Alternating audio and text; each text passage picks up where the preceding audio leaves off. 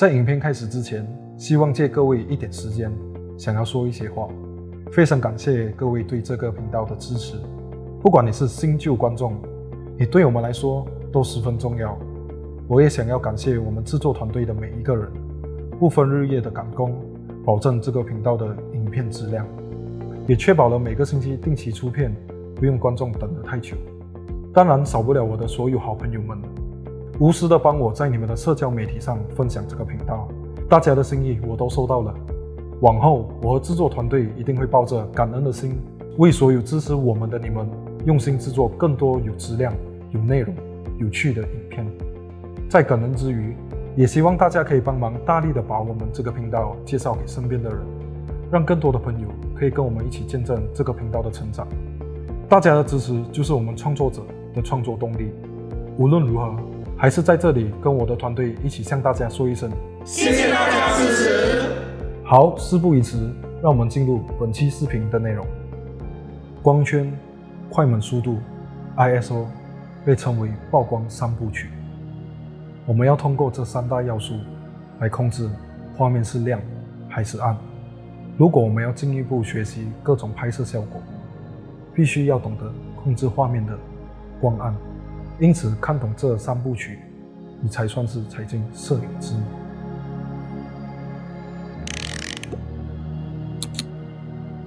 大家好，我是 Andrew， 用镜头说故事。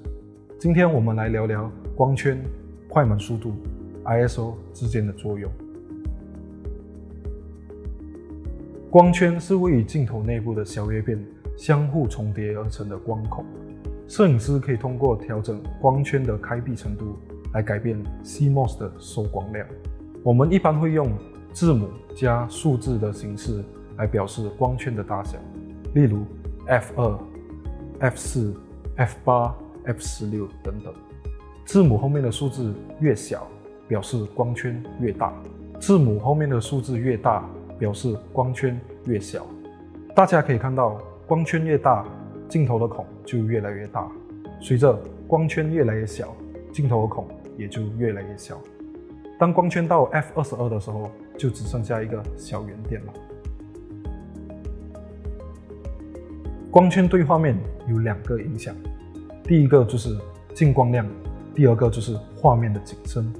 正如刚刚我所说，调整光圈的大小可以影响 CMOS 的进光量。光圈越大，进光量就越多，画面就会越亮；光圈越小，进光量越少，照片就会越暗。大家可以看到，随着光圈越来越小，照片就越来越暗。所以大家只要通过调整光圈的大小，就能控制画面的曝光。正如我第一集所说，景深就是背景虚化的程度。光圈越大，景深越浅，背景就越模糊；光圈越小，景深越深，背景就会越清晰。快门速度是相机用来控制光线进入 CMOS 的时间。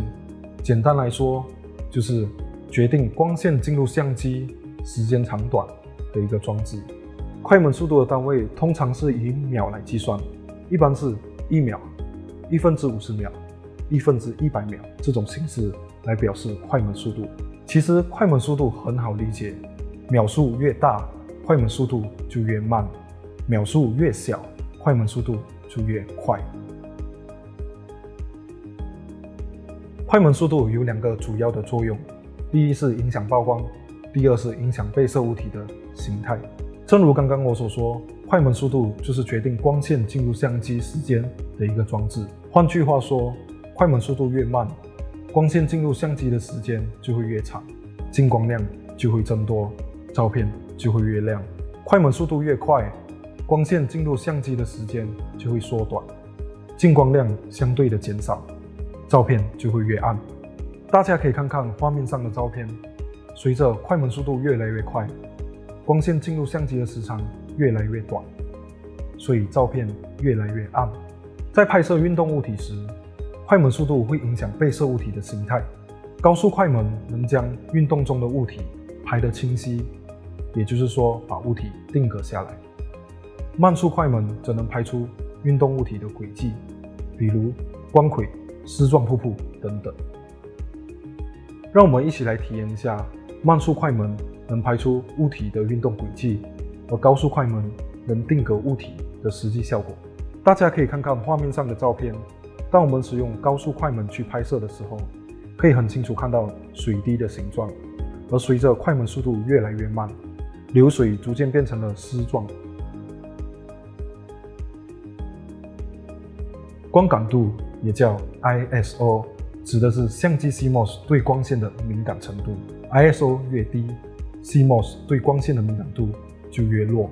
ISO 越高， CMOS 对光线的敏感度越强。ISO 是直接使用数字来表示，比如100、200、400、800、1600等等。ISO 对照片主要有2个影响，第一是影响照片曝光，第二是影响照片画质。而 ISO 越高， CMOS 对光线的敏感程度越强，照片就会越亮。ISO 越低， CMOS 对照片的敏感程度越弱，照片就会越暗。大家一起看看画面上的这组照片，随着我们把 ISO 调得越来越高，相机对光线敏感程度就会越强，照片就会变得越来越亮。而 ISO 越高，噪点就会越多，照片的画质就会越来越差。大家可以看看这组照片，随着 ISO 越来越高，照片上就会逐渐出现噪点，画质也会变得越来越差。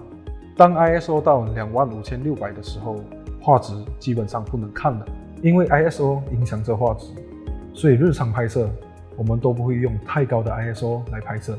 但有些很暗的场景必须用高 ISO 来拍摄，为了不牺牲拍摄的画质，这时候我们需要灯光的辅助。关于灯光的话题，之后我会制作一期影片来跟大家介绍。分享了光圈、快门速度、ISO 的基本知识，大家一定要先弄懂这3个东西，接下来才能学习它们之间怎么互相影响。我相信现在大家都简单认知到这3大要素，接下来我会分享一些实际作用。如果我们要拍摄夜景，第一，我们要保持夜景的画面都是清晰，那么我们就利用小光圈进行拍摄。第二，因为夜景环境很暗，画质本来就不怎么好，所以我们需要尽量使用较低的 ISO 来进行拍摄，保证照片的质量。由于我们使用小光圈加上低 ISO， 进光量已经非常的少，所以我们只能使用慢速快门来进行拍摄，也就是长曝光，这样我们才能得到足够的光亮，照片曝光才会正常。如果要拍摄运动物体，第一，我们要将运动物体定格下来，那么我们只能使用高速快门。第二，因为整个背景都是清晰，不太好看，所以我们利用大光圈来将背景虚化。但即使光圈开到最大，照片还是会有一点暗，因为快门速度很快，所以进光亮的时间很少。所以这时候我们就提高 ISO 来进行正常曝光。如果我们要拍出光轨效果，第一，我们要把物体运动的轨迹拍出来，那么我们只能使用慢速快门。第二，因为整个画面都要清晰，那么我们只能使用小或中光圈。因为我们使用了慢速快门进行拍摄，即使光圈小，进光量也是足够的，所以 ISO 不需要太高，来保证照片的画质。让我们一起来重温一下这支影片所提到的重点。光圈越大，进光量越多，照片就会越亮；光圈越小，进光量越少，照片就会越暗。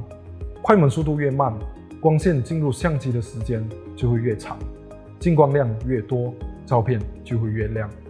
快门速度快，光线进入相机的时间就会越短，进光量就会越少，照片就会越来越暗。